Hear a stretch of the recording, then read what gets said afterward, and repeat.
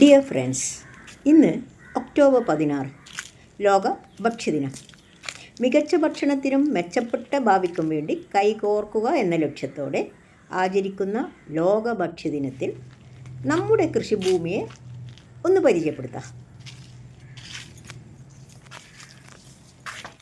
മണ്ണിലെ ജൈവാംശവും ഫലപുഷ്ടിയും നിലനിർത്തിക്കൊണ്ടും മണ്ണിൻ്റെ സൂക്ഷ്മജീവി സമ്പത്ത്, ആരോഗ്യം, ഉൽപ്പാദനക്ഷമത എന്നിവ വർദ്ധിപ്പിച്ചു വൈവിധ്യമാർന്ന കൃഷിരീതികളിലൂടെ മണ്ണിനും ജനങ്ങൾക്കും മെച്ചപ്പെട്ട ആരോഗ്യം നൽകുന്ന ഒരു കൃഷിയിടത്തിലാണ് നമ്മൾ ഇപ്പോഴുള്ളത്.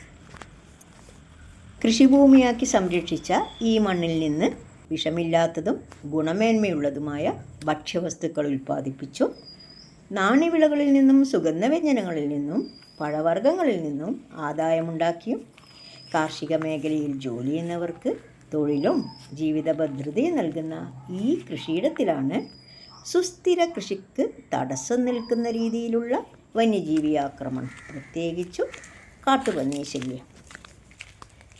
ജനവാസ മേഖലയിൽ ഇറങ്ങി മനുഷ്യൻ്റെ ജീവനും സ്വത്തിനും കൃഷിക്കും നാശം വരുത്തുന്ന കാട്ടുപന്നികളെ വെടിവെച്ചു കൊല്ലാൻ വൈദഗ്ധ്യമുള്ളവരെ ഉൾപ്പെടുത്തി കൊല്ലുന്നതിന് അനുമതി നൽകാനുള്ള അധികാരം തദ്ദേശ സ്വയംഭരണ സ്ഥാപന അധ്യക്ഷന്മാർക്കും സെക്രട്ടറിമാർക്കും നൽകി വനംവകുപ്പ് നേരത്തെ ഉത്തരവിറക്കിയിട്ടുണ്ടെങ്കിലും കാര്യമായ പുരോഗതി ഉണ്ടായിട്ടില്ല. ഈ കാട് പിടിച്ച ആൾപ്പാർപ്പില്ലാത്ത പ്രദേശത്ത് നിന്ന്, അതായത് ഈ കിഴക്കേ അതിർത്തിയിലുള്ള ഇടവഴികളും ചാടിക്കടന്ന് മണ്ണിനടിയിലുള്ള എല്ലാ വിഭവങ്ങളും മാത്രമല്ല കവുങ്ങ്, വാഴ പോലുള്ള തൈകളും നശിപ്പിച്ച് കളയുന്ന ഈ ബിരുദന്മാരെ അകറ്റാനുള്ള വഴിയാണ് ഇപ്പോൾ ചെയ്തുകൊണ്ടിരിക്കുന്നത്.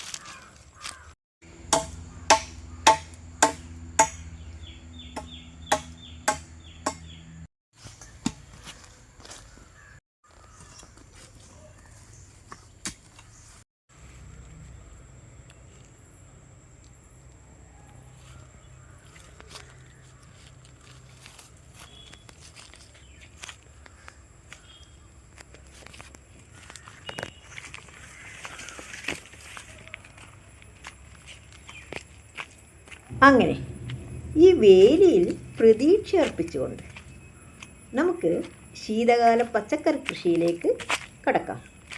നന്ദി, നമസ്തേ.